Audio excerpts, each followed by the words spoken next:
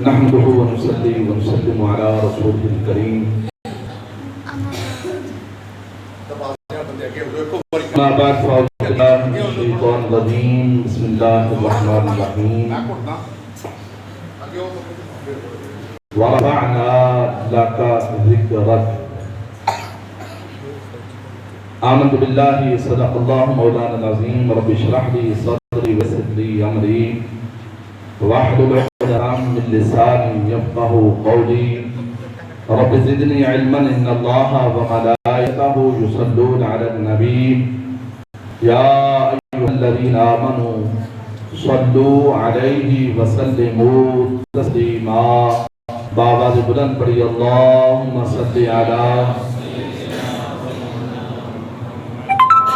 پڑھیے آپ کو میں نے دعوت دی ہے نا بابا بلند پڑھی اللهم صل على سيدنا ومولانا محمد وعلى آل سيدنا ومولانا محمد معدن الجود والكرم منبع العلم والحلم والحكم وبارك وسلم أضاقت حيلتي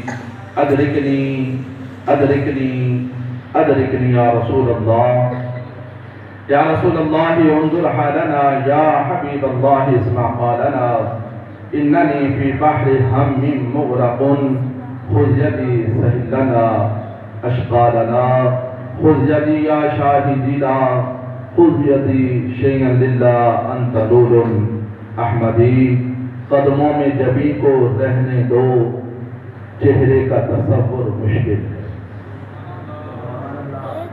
مجھے آپ کی تھکاوٹ کا وقت کا پورا احساس ہے کیونکہ سارا دن ماشاءاللہ ربیع الاول شریف کا جلوس پھر جمعۃ المبارک کی ادائیگی اور بھی دنیاوی معاملات بھی ہوتے ہیں ہماری یہ خواہش تھی کہ ہم 10 بجے تک دعا کر سکیں اللہ تعالیٰ کو سعادت عطا فرمائے کہ یہاں بیٹھ کر ذکر مصطفیٰ ہو رہا ہے اللہ یہ سعادت کبھی ہم سب کو نصیب کرے کہ مدینہ منورہ کی سرزمین ہو مسجد نبوی کا صحن ہو آنکھوں کے سامنے روضہ رسول ہو اور پھر ذکر مصطفیٰ تھوڑا سا آپ ساتھ دیں گے میں بھی آپ کی طرح کچھ تھکا ہوا ہوں لیکن حاضری مقصود ہے کیونکہ جب بندہ کوشش کرتا ہے مطالعہ کرتا ہے تیاری کرتا ہے تو وہ مقصد صرف آپ تک دین اسلام کا پیغام محبت مصطفیٰ کا پیغام پہنچانا ہوتا ہے آپ ساتھ دیں گے تو انشاءاللہ اچھی حاضری ہو جائے گی ہم سب کی قدموں میں جبی کو رہنے دو چہرے کا تصور مشکل ہے شاعر کا خیال دیکھیے قدموں میں جبی کو رہنے دو چہرے کا تصور مشکل ہے جب چاند سے بڑھ کر ایڑی ہے رخسار کا عالم کیا ہوگا جب چاند سے بڑھ کر ایڑی ہے رخسار کا عالم کیا ہوگا اور ورفعنا لک ذکرک کا ہے سایہ تجھ پر ورفعنا لک ذکرک کا ہے سایہ تجھ پر بول بالا ہے تیرا ذکر ہے اعلیٰ تیرا محترم آج کی یہ پروقات روحانی اور آپ کے چہروں کی تمازن بتا رہی ہے کہ نورانی محفل میلاد مصطفیٰ صلی اللہ علیہ وسلم انعقاد پذیر ہے اللہ ہم سب کی اس حاضری کو قبول فرمائے اس محفل میلاد مصطفیٰ کا صدقہ آمد مصطفیٰ کا صدقہ جتنے بیمار ہیں اللہ سب کو شفاء کلی عطا فرمائے ہمارے بھائی یعقوب کہ طبیعت ناساز ہونے کے باوجود بھی چند دن پہلے ان کا آپریشن ہوا پھر بھی تشریف لائے اللہ اس محفل میلاد مصطفیٰ کا صدقہ سب بیماروں کو شفاء کلی عطا فرمائے جو گھروں کے اندر ہیں بیماری کی وجہ سے تکلیف کی وجہ سے معذوری کی وجہ سے مجبوری کی وجہ سے حاضر نہ ہو سکے اللہ ان کو بھی شفاء کلی عطا فرمائے محترم دین اسلام ایک فطرتی دین ہے یہ ہمیں کسی مقام پر بھی اکیلا نہیں چھوڑتا توجہ میری طرف رکھنی ہے تاکہ بات کی سمجھ آئے دین اسلام ہمیں کسی مقام پر بھی اکیلا نہیں چھوڑتا، ہماری رہنمائی کرتا ہے۔ ہم انسان ہیں، زندگی گزار رہے ہیں، ہر انسان کے زندگی کے اندر خوشی کے لمحات بھی آتے ہیں، غم کے لمحات بھی آتے ہیں، لیکن دوسرے لوگ، میرے الفاظ بڑے قیمتی ہیں، میں نے آپ کے لیے تیار کیے ہیں، دوسرے لوگ خوشی کے اندر بھی رب کو بھول جاتے ہیں، غمی کے اندر بھی بھول جاتے ہیں۔ دوسرے لوگ خوشی کے اندر بھی رب کو بھول جاتے ہیں، غمی کے اندر بھی رب کو بھول جاتے ہیں، لیکن مسلمان کا طریقہ کیا ہے؟ وہ خوشی کے اندر بھی رب کو یاد کرتا ہے، غمی کے اندر بھی رب کو یاد کرتا ہے، کیونکہ مسلمان ہے، جس کا ایک تعلق ہے حضور علیہ السلام کے ساتھ، اور اللہ نے انبیاء جو بھیجے، سارے انبیاء عظمتوں والے ہیں، سارے انبیاء شانوں والے ہیں، اور انبیاء کے آنے کا جو مقصد تھا وہ لوگوں کو رب کے ساتھ ملانے کا مقصد تھا۔ جو لوگ رب کی راہ کو چھوڑ چکے تھے، رب کی یاد کو فراموش کر چکے تھے، انبیاء تشریف لاتے رہے، لوگوں کا تعلق رب کے ساتھ جوڑتے رہے، اور جب باری آئی آمنہ کے لال کی، اتنے ڈھیلے نہیں، جب باری آئی آمنہ کے لال کی، عبداللہ کے در یتیم کی، غم خاروں کے آقا کی، یتیموں کے ملجا کی، بے کسوں کے ماں باپ کی جب باری آئی، آپ نے اس مسلمان کو جنہوں نے حضور کا کلمہ پڑھ لیا، رب کے ساتھ ایسا تعلق بنا دیا، فرمایا کہ خوشی کے اندر بھی رب کو یاد کرنا ہے، غمی کے اندر بھی رب کو یاد کرنا ہے۔ آج ایک خوشی کا موقع ہے کہ یہ وہ دن گزرا کہ جب رات جا رہی تھی، دن آ رہا تھا، اللہ نے وہ اس لمحات کے اندر محبوب پاک صاحب رولات جناب احمد مجتبیٰ محمد مصطفیٰ صلی اللہ تعالیٰ علیہ وسلم کی ولادت با سعادت فرمائی، تاکہ نہ دن رات پر فخر کرے، نہ رات دن پر فخر کرے۔ رات جا رہی ہے، دن آ رہا ہے۔ آج ہم ذکر کر رہے ہیں، ہم امتی ہیں، ہمارا حق بنتا ہے کہ حضور کا ذکر خیر کریں، محبت کا اظہار کریں، حضور کی اوصاف کو، فضائل کو، خصائل کو، شمائل کو بیان کریں۔ امتی ہے نا، غلام ہیں، غلام کا حق بنتا ہے آقا کی تعریف کرنا۔ ہم بعد کے اندر کر رہے ہیں، میرے نبی کا ذکر وہ ذکر ہے، حضور ابھی اس کائنات کے اندر تشریف نہیں لائے، میرے نبی کا ذکر اس وقت بھی ہو رہا ہے۔ حدیث قدسی اللہ فرماتا ہے، جعلتو کا ذکرہ من ذکری فمن ذاکرہ کا ذاکرنی، اے میرے محبوب ہم نے آپ کے ذکر کو بلند کر دیا ہے۔ کیسے بلند کر دیا ہے؟ جہاں میں رب کا ذکر ہوگا، اے میرے محبوب ساتھ تیرا بھی ذکر ہوگا۔ آج غور کیجئے، رب نے قرآن کے اندر اعلان فرمایا، وَرَفَعْنَا لَكَ ذِكْرَكَ، ہم نے آپ کے لیے آپ کے ذکر کو بلند کر دیا، آپ کے لیے آپ کے ذکر کو بلند کر دیا۔ حالانکہ وَرَفَعْنَا ذِكْرَكَ، ہم نے آپ کے ذکر کو بلند کر دیا، جملہ پورا ہوتا تھا، مقصد پورا ہوتا تھا، لیکن فرمایا وَرَفَعْنَا لَكَ ذِكْرَكَ، ہم نے بلند کیا آپ کے لیے آپ کے ذکر۔ ذکر بھی آپ کا بلند ہو رہا ہے اور آپ کے لیے بلند ہو رہا ہے۔ علماء فرماتے ہیں لاکا کے بغیر مقصد پورا ہوتا تھا کہ رب نے اعلان کرنا تھا، اے میرے محبوب ہم نے آپ کے ذکر کو بلند کر دیا۔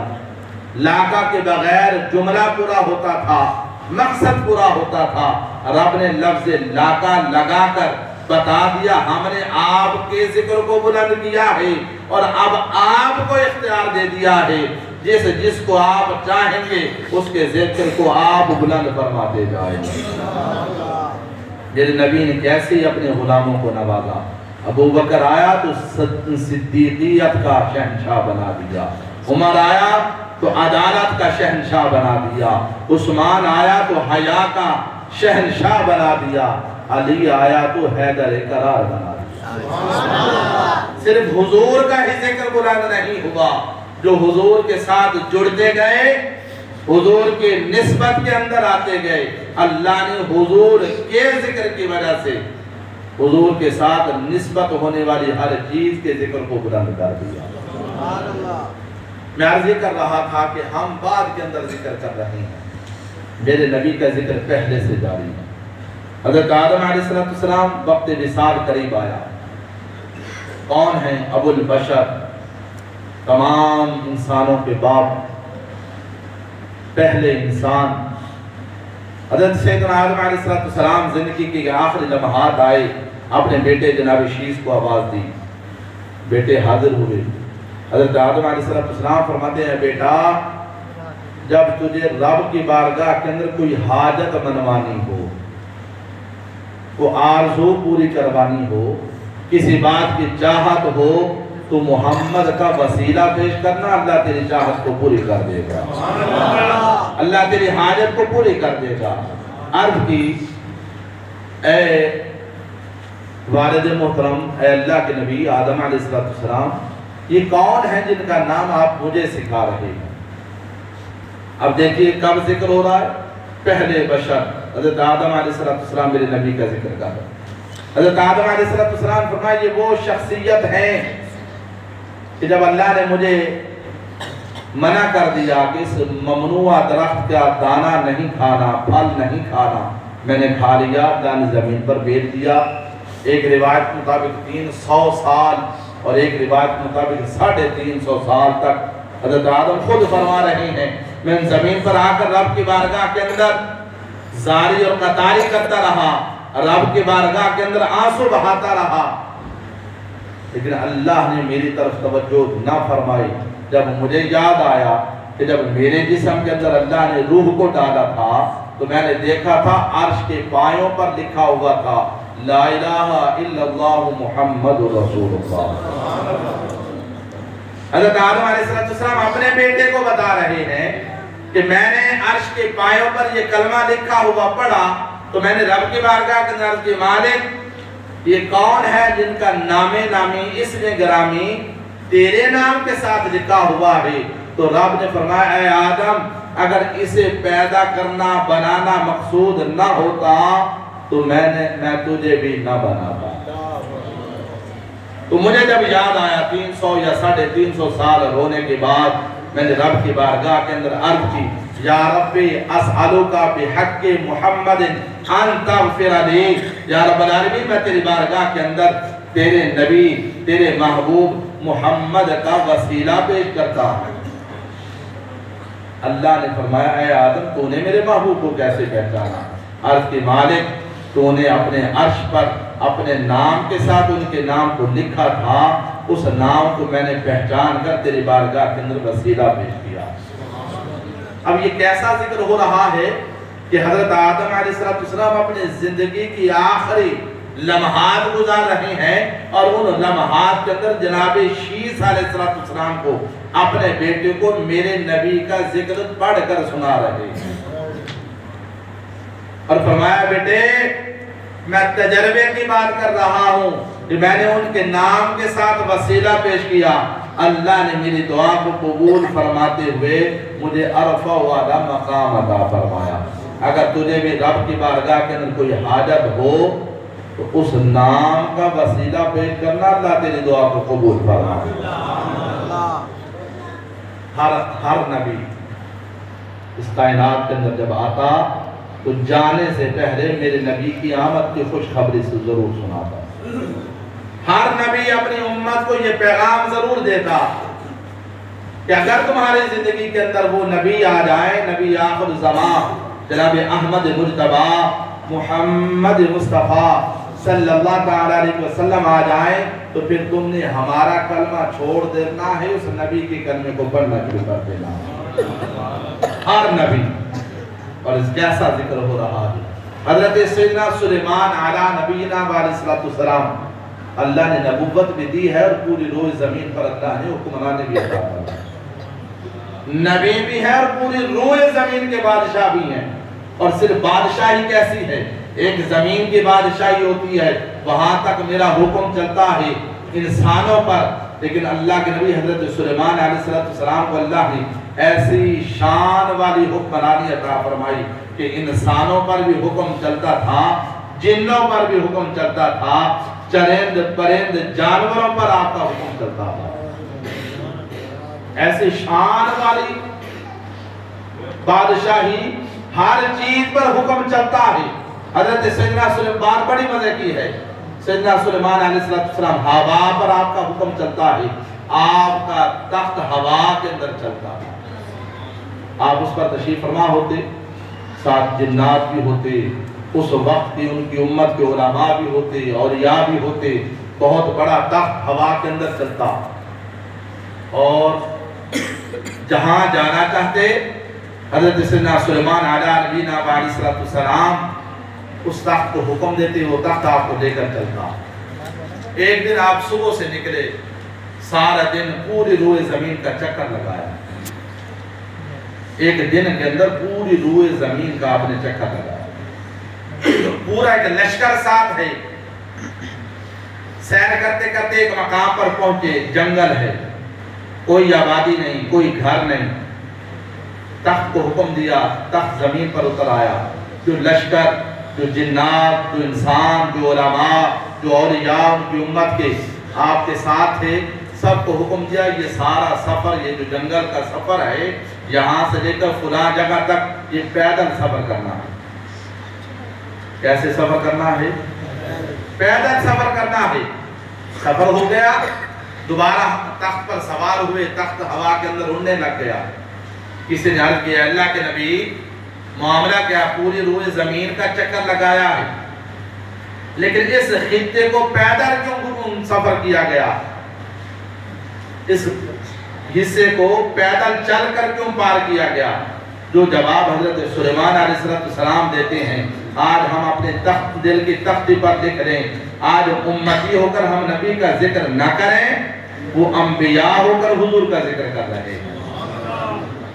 جب سوال کیا گیا تو حضرت سلیمان علیہ نبینا علیہ السلام فرمایا یہ جو حصہ ہم نے پیدل سفر کیا ہے، یہ ان قریب آنے والا اللہ کا آخری نبی یہاں تشریف لائے گا۔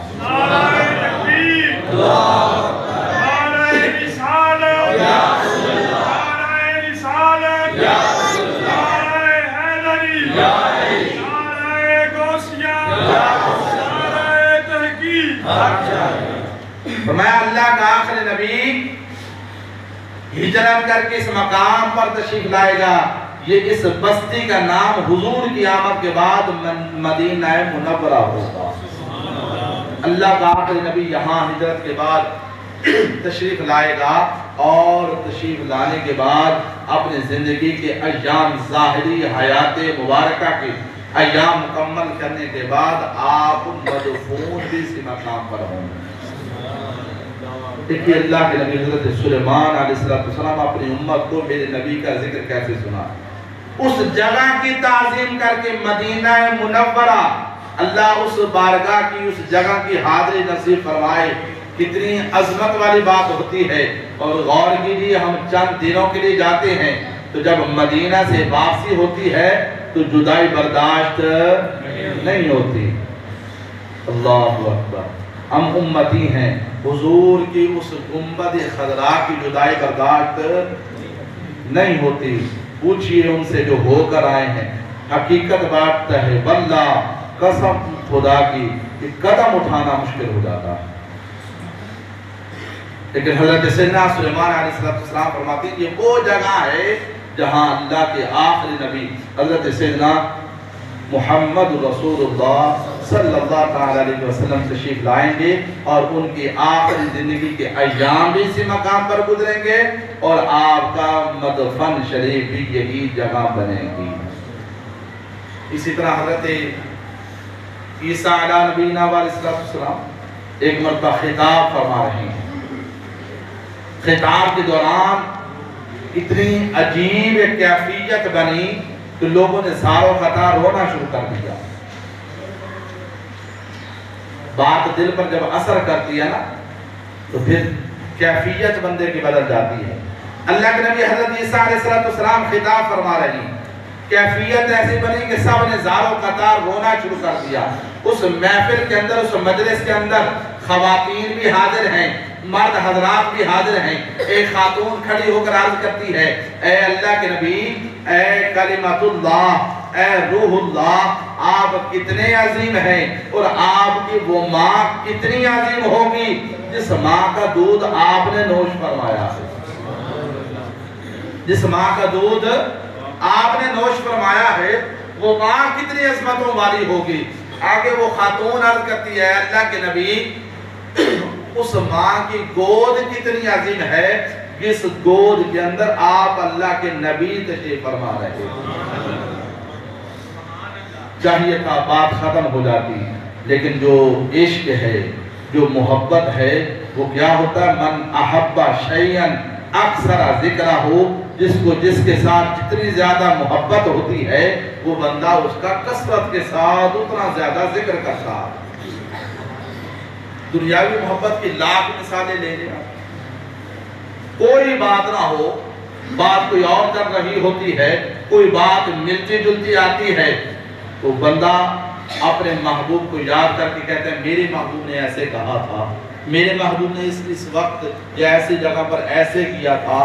دنیاوی محبت کی لاکھ مثالیں لے لیں، لیکن غور کیجئے، وہ اللہ کے نبی ہیں۔ دنیاوی محبت کا تو یہاں سوچا بھی نہیں جا سکتا۔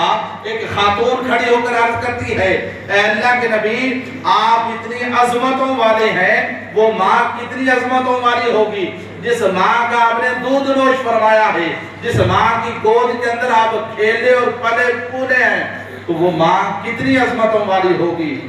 حضرت عیسیٰ علیہ السلام فرماتے ہیں، میری ماں بھی بڑی عظمتوں والی ہے، میری ماں بھی بڑی عظمتوں والی ہے۔ لیکن آگے جو جملہ حضرت عیسیٰ علیہ السلام فرما رہے ہیں، اللہ کے نبی فرماتے ہیں، میری ماں بھی بڑی عظمتوں والی ہے، پر وہ آنے والی ماں بھی بڑی عظمتوں والی ہوگی۔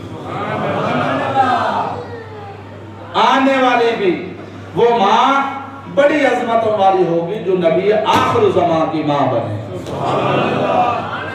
کس انداز کے ساتھ اللہ کے نبی حضور کا ذکر کر رہے ہیں، میری ماں بھی بڑی عظمتوں والی ہے کہ میں ان کا بیٹا ہوں، میں بھی اللہ کا نبی ہوں، اللہ نے مجھے کلمۃ اللہ کا، روح اللہ کا لقب عطا کیا ہے۔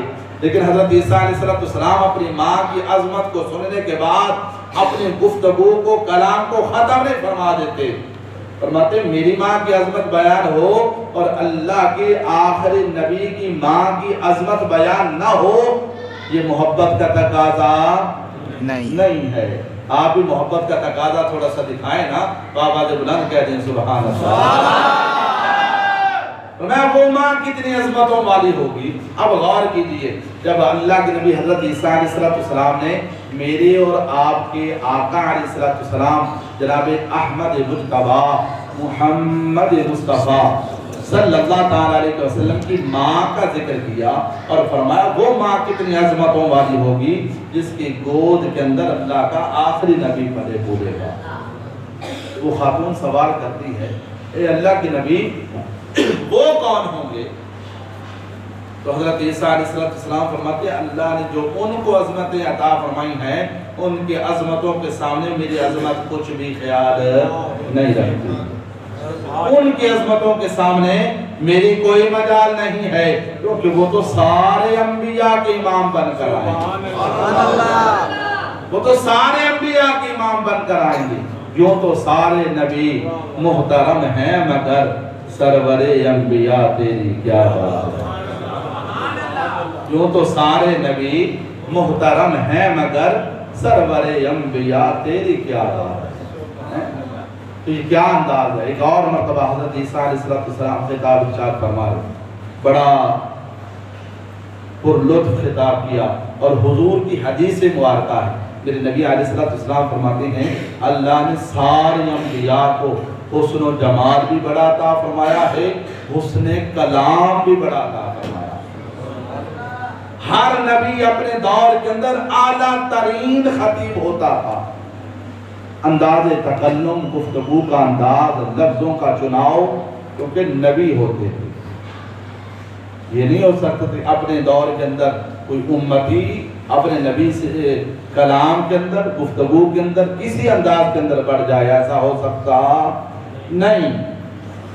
تو حضرت عیسیٰ علیہ السلام خطاب فرما رہے ہیں، دوران خطاب لوگوں نے سوال کیا، اے مسیح، اے کلمۃ اللہ، کیا آپ وہی ہیں جن کا ذکر حضرت موسیٰ علیہ السلام فرماتے گئے، جن کی آنے کی خوشخبری حضرت موسیٰ علیہ السلام نے بیان کی؟ آپ وہی ہیں کہ جن کا ذکر ہر طرف ہوگا، جن کی شہرت ہر طرف ہوگی؟ اگر غور کیجئے گا، جب سوال کیا گیا حضرت عیسیٰ علیہ السلام فرمایا نہیں نہیں نہیں نہیں، جن کی آنے کی خوشخبری جناب موسیٰ نے دی ہے، جن کے بارے میں جناب موسیٰ علیہ السلام نے فرمایا ان کا ذکر، ان کا چرچا ہر طرف ہوگا، وہ میں نہیں، وہ میرے بعد آنے والا ہے۔ فرق کیا ہے؟ وہ انبیاء جب میرے اور آپ کے آقا علیہ السلام کا ذکر کرتے تو آخرت کے اندر یہ فرماتے کہ وہ آنے والے، کیا فرماتے؟ آنے والے، اور ہم کیا کہتے ہیں؟ وہ آ گئے۔ حضور کا ذکر وہ بھی کرتے، حضور کا ذکر ہم بھی کرتے ہیں، لیکن وہ پہلے والے کہتے آنے والے ہیں۔ اور آنے کی شہرت کس حد تک پہنچی کہ جب میرے نبی علیہ السلام اپنی والدہ ماجدہ سیدہ طیبہ طاہرہ جناب آمنہ سلام اللہ علیہا کی شکم اطہر کے اندر تشریف لائے، تو جن لوگوں کے پاس سابقہ آسمانی کتابوں کا علم تھا، ان لوگوں نے اسی رات لوگوں کو بتانا شروع کر دیا کہ اللہ کا آخر نبی آج اپنی ماں کی شکم اطہر کے اندر آ گیا ہے۔ اتنی شہرت، اور سرزمین مدینہ ہے، رہنے والے سارے یہودی ہیں، اور یہ بھی مدینہ المنورہ بھی میری نبی کی آمد کے انتظار کے اندر آباد ہوگا۔ مدینہ منورہ میرے نبی کی تشریف آوری سے پہلے یثرب اسے کہا جاتا، بیماریوں کا گھر۔ وہ لوگ بیمار ہوتے، حکیموں کے پاس، طبیبوں کے پاس جاتے اور جا کر کہتے ہمارا علاج کرو۔ آگے حکیم طبیب کہتے علاج بڑا آسان ہے، تم یہ بستی چھوڑ دو، صحیح ہو جاؤ گے۔ بات کی سمجھ آ رہی ہے؟ تم یہ بستی چھوڑ دو، جیسے بعض اوقات ہم بھی کہتے تھے یار یہ علاقہ چھوڑ دو، تمہارے لیے کاروباری معاملات درست ہو جائیں گے، شہر کے قریب چلے جاؤ، کاروبار کرنا آسان ہو جائے گا، مشورے دیتے ہیں نا۔ تو وہ حکیم، وہ طبیب ان لوگوں کو، مدینہ منورہ رہنے والے لوگوں کو، یعنی میرے نبی کی آمد سے پہلے جب یثرب کہا جاتا تھا، اب یثرب کہنا منع کر دیا گیا۔ وہ کہتے ہیں اس بستی کو چھوڑ دو، اس جگہ کو چھوڑ دو، اس علاقے کو چھوڑ دو، تم تندرست ہو جاؤ گے، تمہارے ساری بیماریاں مصیبتیں ختم ہو جائیں گی۔ لیکن وہ لوگ کہتے بیماریوں کے اندر زندگی گزار لیں گے، اس بستی کو نہیں چھوڑیں۔ وہ حکیم، وہ طبیب پوچھتے معاملہ کیا ہے؟ وہ کہتے ہم اللہ کے آخری نبی کا انتظار کر رہے ہیں۔ اب سنیے، ہم بات کے اندر میلاد بنا رہے ہیں، پھر نبی علیہ السلام کی ولادت سے 1000 سال پہلے، کتنا عرصہ؟ 1000 سال پہلے وقت کا بادشاہ قطبہ اول حمیری، حمیری بھی پڑھا گیا، حمیری بھی پڑھا گیا، اپنے لاؤ لشکر کے ساتھ زمین کی سیر کرنے کے لیے نکلا۔ جس علاقے کے اندر جاتا جو بڑا استقبال کرتے، بہت بڑا لشکر تھا اس کے ساتھ، علاقوں کی سیر کرتا کرتا سرزمین مکہ پہنچا، دیکھا میرا کسی نے استقبال ہی نہیں کیا، کوئی میرے پاس آیا نہیں، کسی نے میرا استقبال نہیں کیا۔ اپنے وزیر سے پوچھا معاملہ کیا ہے؟ وزیر نے کہا بادشاہ سلامت، یہاں ایک گھر ہے جسے یہاں کے رہنے والے مکین اس کو اللہ کا گھر کہتے ہیں، اللہ کا گھر کہتے ہیں۔ وہ لوگ صرف اس گھر کا اللہ کی نسبت کی وجہ سے اس گھر کی تعظیم کرتے ہیں، کسی دنیا دار کی تعظیم، اس کا کوئی استقبال، اس کو کوئی پروٹوکول نہیں دیتے۔ جب بادشاہ نے یہ سنا تو اس نے کہا میں اس گھر کو گرا دیتا ہوں۔ ارادہ کیا، جیسے ارادہ کیا ایک بیماری نے اس پر غلبہ کر دیا، بیمار ہو گیا، بڑے علاج کیے گئے، کوئی دوا، کوئی اثر، کچھ بھی نہیں ہو رہا۔ ایک بزرگ قسم کے حکیم طبیب نے کہا بادشاہ میں تیرا علاج کرتا ہوں، شرط یہ ہے کہ پہلے تو اپنے دل کی بات بتا، تیرے دل کے اندر ہے کیا؟ اس نے کہا میں نے یہ ارادہ کیا۔ اس نے کہا اسی ارادہ سے توبہ کر لے، کیونکہ وہ گھر کسی دنیا دار کا نہیں، مالک حقیقی کا گھر ہے۔ اللہ نے اس گھر کی بڑے بڑے لوگوں سے حفاظت کی ہے۔ وہ ابرا نامی ہاتھیوں کا لشکر لے کر آیا، اللہ نے ابابیل، یہ میرے نبی علیہ السلام کی ولادت سے چند دن پہلے کی بات ہے۔ میرے نبی علیہ السلام اس وقت اپنی وعدہ معاہدہ کی شکم اطہر کے اندر، اور ایک روایت یہاں تک ملتی ہے کہ جب ابرا ہاتھیوں کا لشکر لے کر آیا اور اس نے کہا کہ میں اس بیت اللہ کو گرا دوں گا، جناب عبد المطلب اپنے بہو کو سامنے بٹھایا، سیدہ آمنہ رضی اللہ تعالی عنہا کو، اور رب کی بارگاہ کے اندر دستے سوال دراز کر دیا۔ جناب عبد المطلب نے، اے مالک حقیقی، یہ جو بچہ پیدا ہونے والا ہے اس کی عظمت کا صدقہ میں تیری بارگاہ کے اندر سوال کرتا ہوں، تو اپنے اس گھر کی حفاظت خود فرما۔ حضرت عبد المطلب نے دعا مانگی میرے نبی کے وسیلے سے، اللہ نے وہ دعا کیسے قبول کی؟ ابابیل چھوٹے چھوٹے پرندے بھیجے، اور ان پرندوں نے اس پورے لشکر کو تباہ و برباد کر دیا، اور اللہ نے اس واقعے کو قرآن کے اندر بیان کیا، لم تر کیف فعل ربک باصحاب الفیل۔ تو وہ تبا ابل حمیری، جب حکیم نے کہا کہ تو اس ارادہ بد سے توبہ کر دے تجھے صحت مل جائے گی، جیسے تُو نے توبہ کی اللہ نے اسے صحت عطا فرما۔ اس وقت پہلی مرتبہ علماء نے لکھا کہ اس نے بیت اللہ شریف پر غلاف چڑھایا، بادشاہ تھا، خزانہ تھا، اور اس کے بعد لشکر کو لے کر آگے چلا۔ جب یہ لشکر سرزمین مدینہ پہنچا، اس کے ساتھ علماء کی ایک بہت بڑی جماعت تھی۔ ایک روایت کے مطابق 400 علماء، انہوں نے کہا ہم اس مقام سے آگے نہیں جائیں گے، اس مقام سے آگے نہیں جائیں گے۔ بادشاہ نے پوچھا وجہ کیا ہے؟ انہوں نے بتایا کہ ہم نے جو سابقہ آسمانی کتابوں کے اندر جو کچھ پڑھا ہے، ہمارا علم یہ بتاتا ہے یہ وہ جگہ ہے جہاں اللہ کے آخری نبی نے ہجرت کر کے آنا ہے۔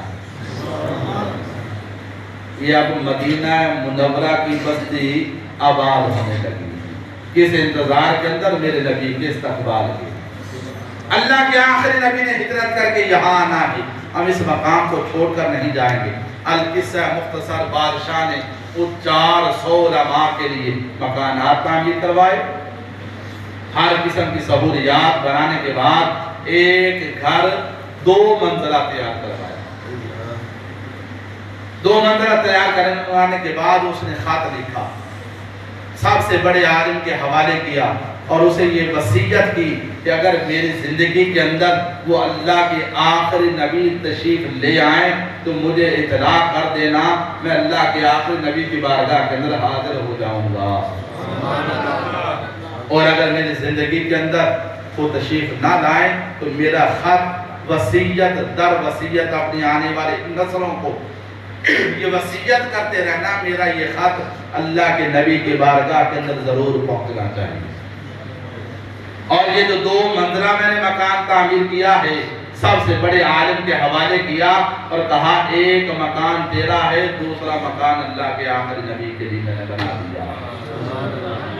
ہم بعد کے اندر حضور کی آمد کے تذکرے کر رہے ہیں، وہ پہلے کر رہے تھے، مکان تعمیر کر دیا، ان کو وہیں چھوڑا، وہ لشکر لے کر چلا گیا 1000 سال پہلے۔ اور جب میرے نبی مدینہ تشریف لائے ہجرت کر کے، میرے نبی اپنی سواری پر سوار ہیں، ہر غلام اپنے گھر کا دروازہ کھول کر کھڑا ہے، کبھی آؤ غریباں دے محلے یا رسول، اور کیا کہا؟ یقیناً آپ ہر عاشق کے گھر تشریف لاتے ہیں، میرے گھر میں بھی ہو جائے چراغاں یا رسول۔ ہر غلام اپنے گھر کا دروازہ کھول کر کھڑا ہے، اس انتظار کے اندر شاید اللہ کے نبی میرے گھر تشریف لائیں۔ اور انداز کیا تھا؟ چھوٹی چھوٹی بچے طلع البدر علینا من ثنیۃ الوداع وجب الشکر علینا ما دعا للہ داعی. اس انداز کے ساتھ میرے نبی کا استقبال کر رہے تھے. حضور تشریف لائے، سواری پر سوار ہیں. ہر غلام عرض کرتے یا رسول اللہ میرے گھر تشریف لائیے. کچھ صحابہ کچھ غلام حضور کی سواری کے لگام کو رسی کو پکڑنے لگے. میرے نبی علیہ السلام نے جو جملہ ارشاد فرمایا، آج ہم لوگوں کی باتوں کے اندر آ کر اپنے عقیدے کے اندر نچلی مقام پر چلے جاتے ہیں.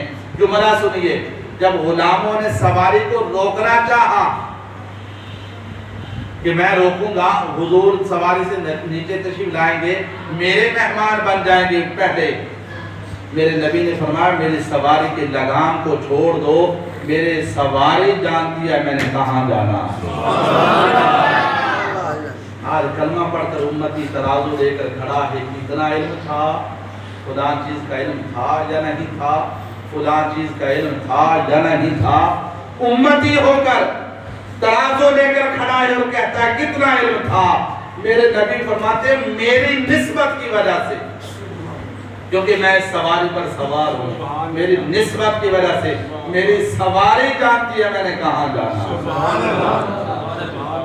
اور پھر دیکھنے والوں نے دیکھا، لکھنے والوں نے لکھا، اور آج ہم اللہ کے گھر کے اندر بیٹھ کر ہم بھی پڑھ اور سن رہے ہیں. حضور علیہ السلام کی سواری چلتی چلتی ابو ایوب انصاری کے گھر کے سامنے بیٹھ گئے. آپ کہیں گے اتفاق ہوگا، سواری تھک گئی ہوگی، اتنا طویل سفر کیا ہے، یا جانور نے بیٹھنا ہی تھا کسی مقام پر بیٹھ گئی؟ نہیں نہیں، وہ جو 1000 سال پہلے میرے اور آپ کے آقا علیہ السلام کا ذکر ہو رہا تھا، اور اس بادشاہ تبع اول حمیری نے وہ جو 2 منزلہ مکان تیار کروایا تھا، آج وہ 2 منزلہ مکان ابو ایوب انصاری کے حوالے تھا. نہیں سمجھ رکھی آپ لوگوں، وہ 1000 سال پہلے کی بات ہے کہ اس بادشاہ نے 2 منزلہ مکان تیار کیا کہ نیچے سب سے بڑے عالم رہیں گے، اوپر والا حصہ میں نے اللہ کے نبی کے لیے تیار کروا دیا ہے. وہ 2 منزلہ مکان آج ابو ایوب انصاری کے پاس ہے، اور میرے نبی کی سواری اسی گھر کے سامنے جا کر بیٹھ جاتی ہے. حضور علیہ السلام ابو ایوب انصاری کے گھر تشریف لے جاتے ہیں، اور جا کر پہلا جملہ جو میرے نبی نے ارشاد فرمایا، فرمایا اے ابو ایوب وہ تبع اول حمیری کا خط لے آنا. تم کیا سمجھتے ہو اللہ کے اس گھر کے اندر بیٹھ کر ہم حضور کا ذکر کر رہے ہیں، حضور کو خبر نہیں ہے؟ سبحان اللہ، کیا یار سبحان اللہ. کلمہ بھی پڑھے اور نبی کے علم کے بارے میں ایسے شکوک و شبہات یقین کامل رکھیے.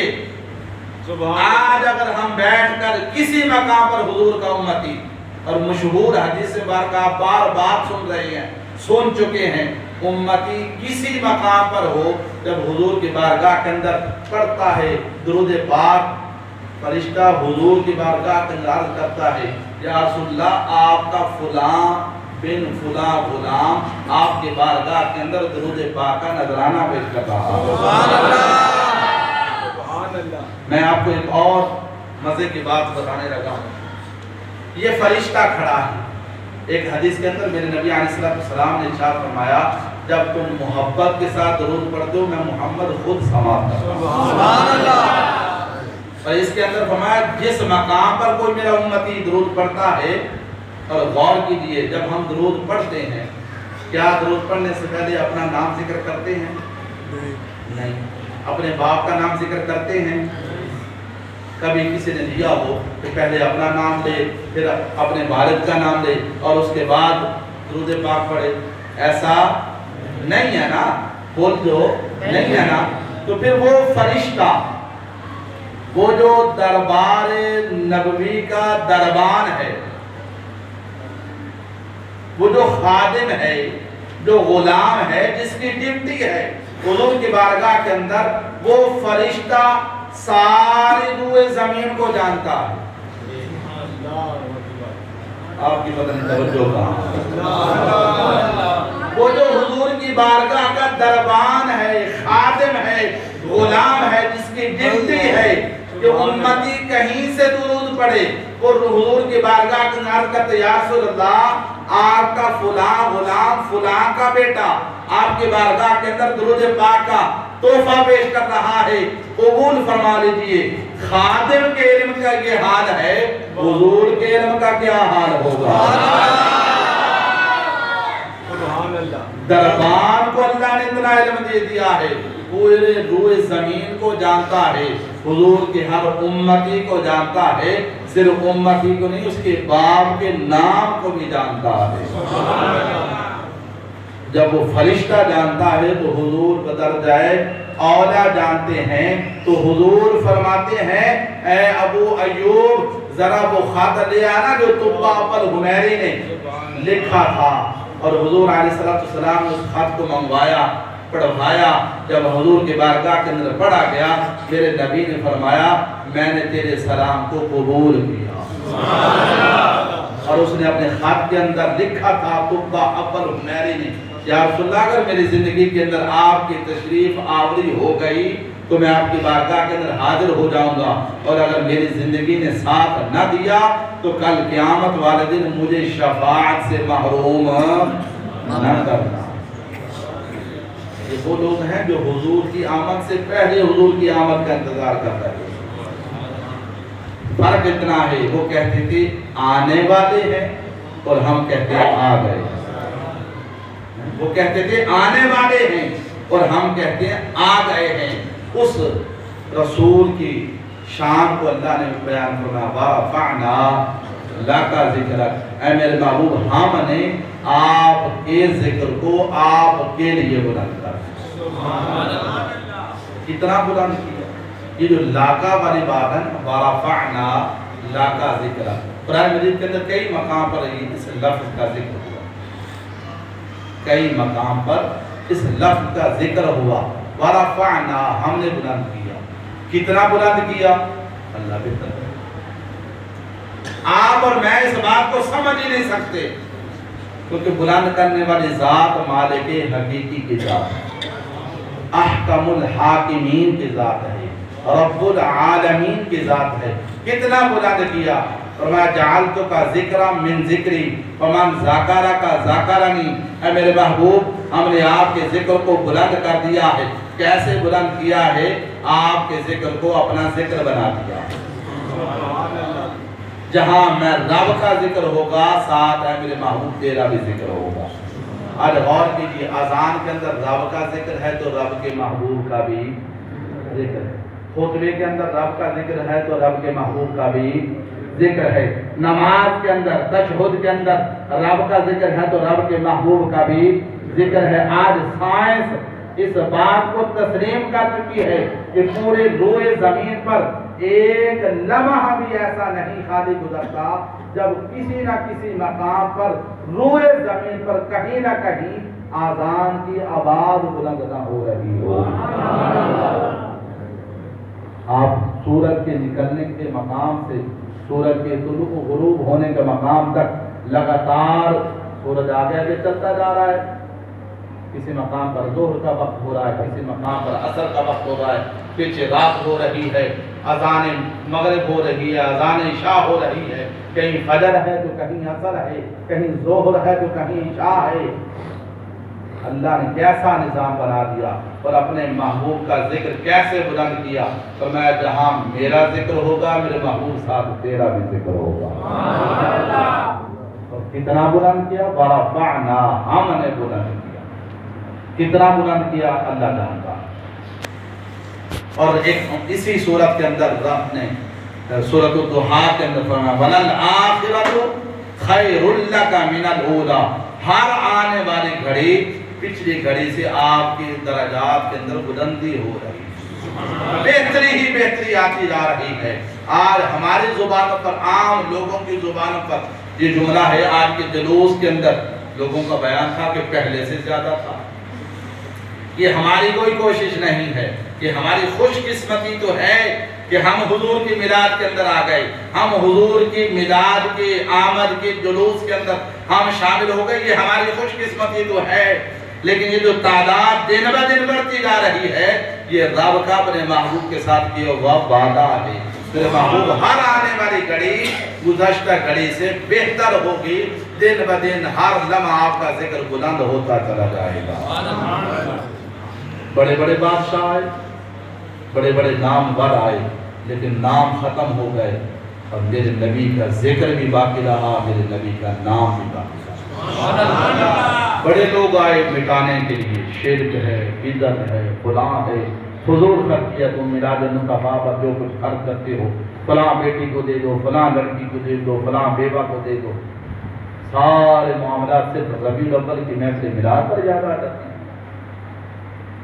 بیٹے کی سالگرہ، برتھ ڈے منایا جا رہا ہے، اتنا مہنگا کیک، اتنے لوگوں کو جمع کیا جا رہا ہے، اس وقت بیوہ یاد نہیں آتی، محلے کی، رشتہ داروں کی، اپنی پرائی، کوئی اس وقت کوئی خاتون، کوئی غریب، کوئی مسکین، کوئی یتیم اس وقت یاد نہیں آتا۔ جب آمد مصطفیٰ کی حضور کے عشاق محفل میلاد سجاتے ہیں، اس وقت اعتراض کیا جا رہا ہے، یہ اتنا لنگر بنا دیا گیا۔ جب رب نے حضور کے صدقے دیا ہے، حضور کے صدقے دیا، تو حضور کی آمد پر اس مال کو خرچ نہ کریں، کہ خود حضور فرماتے ہیں واللہ یعطی وانما انا قاسم، اللہ مجھے عطا کرتا ہے اور میں تقسیم فرماتا ہوں۔ ہمیں جو کچھ مل رہا ہے وہ حضور کے توسل اور وسیلے سے مل رہا ہے، جس نبی کے وسیلے کی وجہ سے سب کچھ مل رہا ہے، وہ مال اگر حضور کی آمد کی خوشی کے اندر خرچ نہیں کریں گے تو پھر اور کہاں خرچ کریں گے؟ بڑے بڑے نامور آئے ذکر مٹانے کے لیے، لیکن میرے امام فرماتے ہیں مٹ گئے، مٹتے ہیں، مٹ جائیں گے اعداء تیرے۔ اعداء عدو کی جمع، عدو کہتے ہیں دشمن کو۔ میرے امام فرماتے ہیں مٹ گئے، مٹتے ہیں، مٹ جائیں گے اعداء تیرے، نہ مٹا ہے نہ مٹے گا کبھی چچا تیرا۔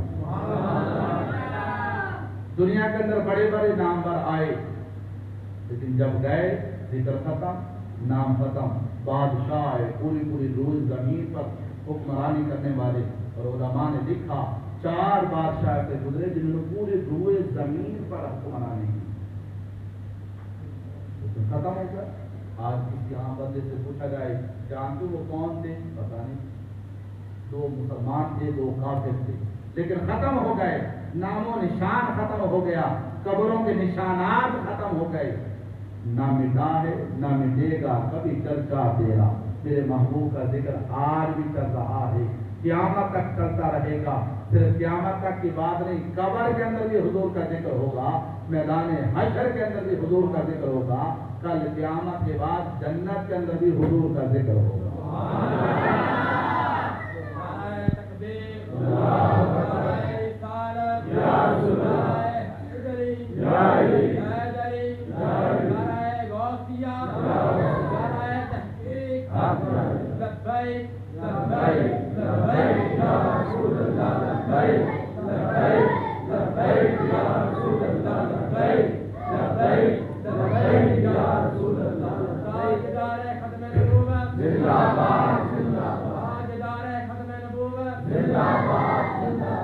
آج ہم امتی ہو کر حضور کا ذکر کر رہے ہیں، صرف حضور کی امت، لیکن امت کے اندر بھی ان لوگوں کو اپنی گربانوں کے اندر جھانکنا چاہیے جو کلمہ بھی نبی کا پڑھیں اور پھر لوگوں کو روکیں نبی ایسا نہ کرو، ایسا نہ کرو۔ علماء مفتی احمد یار خان نعیمی علیہ رحمہ نے ایک بڑی پیاری آسان سے مثال بیان کی۔ اب ہم کوئی بادشاہ ہو اور اس کا بیٹا پیدا ہو جائے، جب بیٹا پیدا ہو تو جو درزی اپنی طاقت کے مطابق شہزادے کے کپڑے تیار کرے، بادشاہ کے پاس چلا جائے اور عرض کرے اے بادشاہ سلامت، میں نے شہزادے کے لیے کپڑے تیار کیے، تحفہ دینے آیا ہوں۔ بادشاہ تحفہ قبول کر دے گا، نائب اس کے اپنی سوچ اپنی حیثیت کے مطابق کچھ سامان لے، کنگھی ٹھیکا وغیرہ وہ لے کر جائے بادشاہ کے پاس اور جا کر عرض کرے اے بادشاہ سلامت، میں شہزادے کے لیے تحفہ لایا ہوں، تحفہ قبول فرما لیجیے۔ بادشاہ تحفہ قبول کر لے. کوئی اور اسی طرح کا خادم اپنی حیثیت کے مطابق تحفے تحائف لے کر بادشاہ کے پاس جائے. بادشاہ تحفے قبول کرنے کے بعد جو دلی خوشی محسوس کرے گا وہ یہ نہیں دیکھے گا کہ یہ کیا لایا ہے. مثال کے طور پر درزی آج کے دور کے اندر 500 کا سوٹ لے کر چلا جائے, دوسرا وہ بھی 500 کا سامان لے کر چلا جائے. مثال عرض کر رہا ہوں. اور میں بادشاہ یہ نہیں دیکھے گا کہ تحفہ 500 کا ہے میں 500 روپیہ دے دوں. نہیں, بادشاہ اچھا ہوگا تو اپنی حیثیت کے مطابق تحفہ دینے والوں کو انعام عطا فرمائے گا.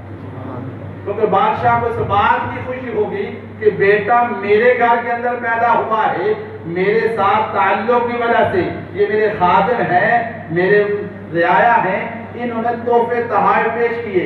بادشاہ اپنی حیثیت کے مطابق ان کو انعامات سے نوازے گا.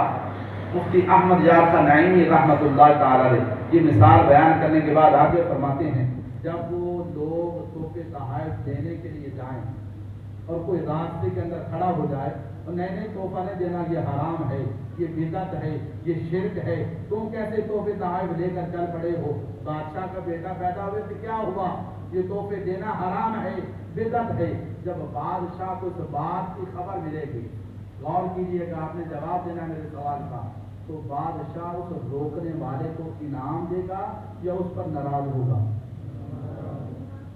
بادشاہ کہے گا بیٹا میرا پیدا ہوا, جو میری رعایا تحفے تحائف لے کر میری بارگاہ میں آنا چاہتے ہیں اور یہ روک رہا ہے. غور کیجیے, اللہ نے محبوب دیا ہمیں,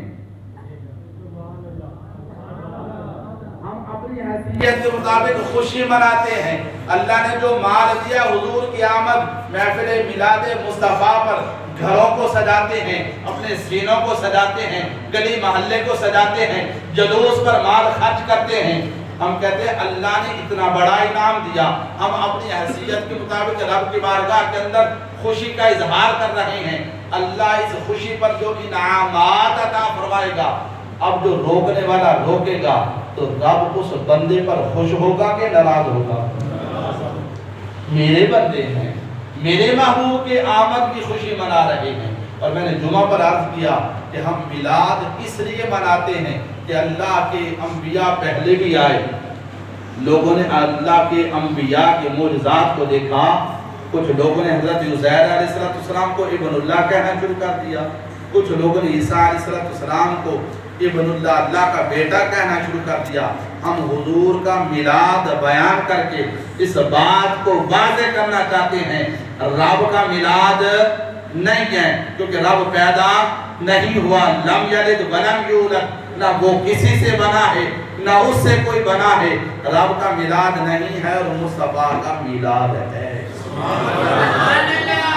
ہم یہ ثابت کر دیتے ہیں حضور کی میلاد کو بیان کر کے کہ ہم جس نبی کا کلمہ پڑھنے والے ہیں ہم اس کو اللہ کا بیٹا, اللہ کی بیٹی یا کوئی اور ایسا جملہ نہیں کہتے, اس کو اللہ کا محبوب اور اللہ کا رسول مانتے ہیں. یہ دنیا کے اندر ہے. آخری بات حشر کا دن ہوگا, قیامت کا دن ہوگا, تو میں سارے لوگ وہاں جمع ہوں گے. میں نے پہلے عرض کیا کہ آج تو امتی اور امت میں سے محبت والے لوگ حضور کی آمد کی خوشی مناتے ہیں. اللہ نے اپنے محبوب کے ذکر کو کیسے بلند کیا, حشر کے دن کے اندر بھی میرے محبوب کا ذکر کر ہی تذکرہ ہوگا. تو میں سارے لوگ جمع ہو کر مختلف انبیاء کے پاس جائیں گے. ہر نبی یہی کہے گا اذهبوا الى غیری, اذهبوا الى غیری, آج میرے علاوہ کسی اور کے پاس جاؤ. برادر اصغر سیدی اعلی حضرت امام حسن رضا رحمت اللہ تعالی علیہ فرماتے ہیں فقط اتنا سبب ہے, فقط اتنا سبب ہے انعقاد بزم محشر کا کہ ان کی شان محبوبی دکھائی جانے والی. اللہ نے حشر کا دن بنایا ہے, اس لیے میں کئی مرتبہ کر چکا ہوں, رب نہیں جانتا ہم کیا کر کے رب کی بارگاہ میں جا رہے ہیں. جب بندہ مرتا ہے اسی وقت فیصلہ کر دے. اللہ نے حشر کا دن کیوں بنایا, اور وہ دن بھی چھوٹا سا نہیں بنایا. مفتی احمد یار خان نعیمی تو فرماتے ہیں کہ وہ دن جو 50,000 سال کا ہے 4 گھنٹے کے اندر حساب کتاب ہو جائے گا، باقی وقت صرف حضور کے تذکرے ہو رہے ہیں۔ حضور کی بارگاہ کے اندر صلاۃ و سلام اور درود پاک کے نذرانے پیش کیے جا رہے ہوں گے، تو فقط اتنا سبب ہے انعقاد بزم محشر کا کہ ان کی شان محبوبی دکھائی جانے والی ہے۔ سارے انبیاء یہی جواب دینے کی اذهبوا الی غیری، اذهبوا الی غیری، آج میرے علاوہ کسی اور کے پاس جاؤ۔ سارے لوگ جب جمع ہو کر حضرت عیسیٰ علیہ السلام کے پاس آئیں گے، حضرت عیسیٰ علیہ السلام فرمائیں گے جواب میرا بھی وہی ہے، جواب میرا بھی وہی ہے، اذهبوا الی غیری، میرے علاوہ کسی اور کے پاس جاؤ، لیکن میں اتنی رہنمائی کر دیتا ہوں اب تمہیں کسی اور کے پاس جانے کی ضرورت نہیں، میں وہاں تمہیں بھیج دیتا ہوں جو یہ نہیں فرمائیں گے اذهبوا الی غیری۔ تو جناب عیسیٰ علیہ السلام فرمائیں گے تم چلے جاؤ محمد رسول اللہ صلی اللہ تعالیٰ علیہ وسلم کی بارگاہ کے اندر۔ حضور خود حدیث بیان کر رہے ہیں، میرے نبی فرماتے ہیں سارے لوگ جب جمع ہو کر میں محمد کے پاس آئیں گے، حضور فرماتے ہیں میں اس وقت رب کی بارگاہ کے اندر اپنے سر کو سجدے کے اندر رکھوں گا۔ آج حضور کی آمد کی خوشی منانے والوں، کل قیامت والا دن ہمیں حضور کی شفاعت جب نصیب ہوگی، اس وقت مزہ آئے گا کہ دنیا کی زندگی کے اندر ہم نے حضور کا ذکر کیا، حشر کے میدان کے اندر نبی نے اپنی شفاعت ہمیں عطا فرما کے جنت کا ہمیں مقام عطا فرما۔ حضور فرماتے ہیں جب لوگ میرے بارگاہ کے اندر آ جائیں گے، میں رب کی بارگاہ کے اندر اپنے سر کو سجدے کے اندر رکھوں گا۔ کیسا غمخوار نبی اللہ نے ہمیں عطا کیا۔ حضور فرماتے ہیں جب میں سر کو سجدے کے اندر رکھوں گا اور رب کی تسبیح و تحلیل ان الفاظ کے ساتھ کروں گا جو میرا رب اس وقت میرے دل پر القاء فرمائے گا، جو میرے حضور نے نہیں بیان فرمایا حدیث کے اندر۔ اور میں اس وقت جب میں رب کی حمد و ثنا سجدے کی حالت کے اندر ان الفاظ کے ساتھ کروں گا جو میرا رب اسی وقت مجھے سکھائے گا، اور میں رب کی بات